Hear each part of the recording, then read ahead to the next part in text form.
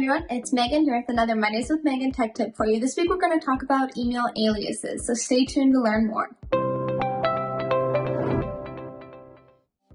Alright, thanks for joining me this week. We're going to talk about what is an email alias. So an email alias is a really useful way to have an inbox forward to another inbox without having a specific name. So that might have sounded confusing. Here's what I mean.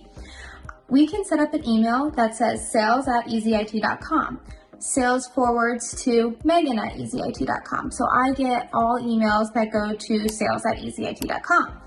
You're probably asking yourself, well, why wouldn't you just have everything go to Megan@easyit.com? So here's a real life example of a situation where having an email alias could have saved this company a lot of time.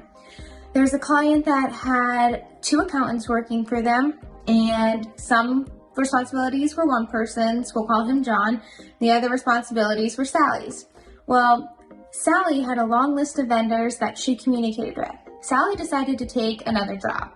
So this company had to contact hundreds of vendors and say, don't email Sally anymore, it's going to be this new person, we'll call her Megan. So the new person has to reach out to all the vendors and say, don't email Sally anymore, please email it to me. And it took a lot of time and frustration for this company. So if they would have had an email alias set up that they used for accounting, like accounting@xyz.com, then when Sally left and Megan started, it could have been a seamless transition because that alias on the back end could have just been switched so that the vendors are still using accounting@xyz.com. If your IT company isn't telling you things like this, or they wouldn't be able to solve that problem, I'd love to have a conversation with you. Head to our website at easyit.com or reach out to me directly at 614-339-4986. See you all next week.